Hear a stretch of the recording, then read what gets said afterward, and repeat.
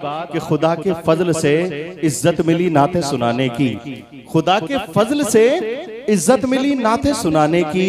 मुअज़्ज़ज़ हूँ मैं अब ये राय है सारे जमाने की, मुअज़्ज़ज़ हूँ मैं अब ये राय है सारे जमाने की। और मदीना मैं भी जा सकता हूँ लेकिन मसला ये है, मदीना मैं भी जा सकता हूँ लेकिन मसला ये है, कहाँ से लाऊंगा हिम्मत उन्हें सूरत दिखाने की, कहाँ से लाऊंगा हिम्मत उन्हें सूरत दिखाने की। लेकिन कसम खुदा की ये जो आगे वाले दो मिसरे हैं ना, दिल चाहता है कि इन दो मिसरों पे अपनी जान दे दूं। सरकार की सीरत का वो अहम पहलू कि जिसे देख करके हिम्मत में इजाफा होता है। ये दो मिसरे जहन में रख के तोले, दिल बोले तो जरूर बोले कि खुदा के फजल से इज्जत मिली नाते सुनाने की। मुअज़्ज़ज़ हूँ मैं अब ये राय है सारे जमाने की। और मदीना मैं भी जा सकता हूँ लेकिन मसला ये है, मदीना मैं भी जा सकता हूँ लेकिन मसला ये है, कहाँ से लाऊंगा हिम्मत उन्हें सूरत दिखाने की, कहाँ से लाऊंगा हिम्मत उन्हें सूरत दिखाने की। और लिपट जाऊंगा कदमों से तो सीने से लगा लेंगे, लिपट जाऊंगा कदमों से तो सीने से लगा लेंगे। मेरे आका को आदत ही नहीं ठोकर लगाने की, मेरे आका को आदत ही नहीं ठोकर लगाने की, मेरे आका को आदत ही नहीं ठोकर लगा। और तड़प के बोलिए सुभान अल्लाह। देखिए मैं आपको बता दूं कि नात हम तो लिखते ही हैं, हम तो पढ़ते हैं अल्हम्दुलिल्लाह। जैसी भी कुछ तुकबंदी कर लेते हैं, लोग कहते हैं कि शायरी हो गई। लेकिन इसी हिंदुस्तान में नबी वाले तो नात पढ़ते ही हैं, लेकिन एक शायर है विजय तिवारी, समझ रहे हैं, गैर मुस्लिम है, कलमा गो नहीं है, लेकिन वो भी नबी के नात लिखता है। सुभान अल्लाह, मचल के बोले सुभान अल्लाह। एक तिवारी वो था कि जिसने मुस्तफा की शान में गुस्ताखियां की। अभी कुछ दिन पहले वो वासिले जहन्नम हुआ, समझ रहे हैं। नाम था उसका कमलेश तिवारी। लेकिन एक तिवारी ये है, कमलेश तिवारी के खानदान का है, उसके घर का है, उसके परिवार का है। नाम है विजय तिवारी। यूट्यूब पे अगर वक्त मिले है तो सर्च करके देखना, विजय तिवारी नाम है।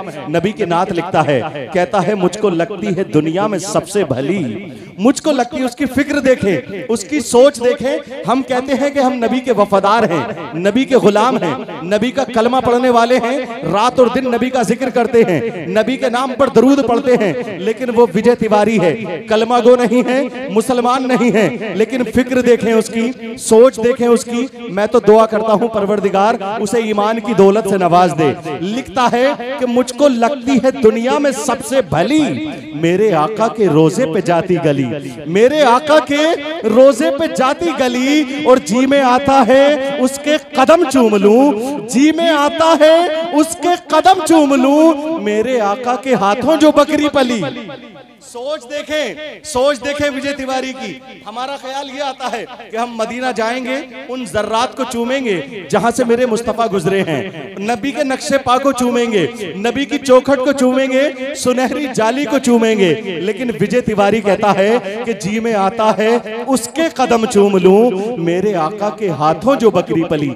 यही बस ना किया बल्कि आगे भी लिखता है कि आपके जलवों ने आका इतना माइल कर दिया, आपके जलवों ने आका इतना माइल कर दिया, आपके दर की तड़प ने जीना मुश्किल कर दिया, आपके दर की तड़प ने जीना मुश्किल कर दिया।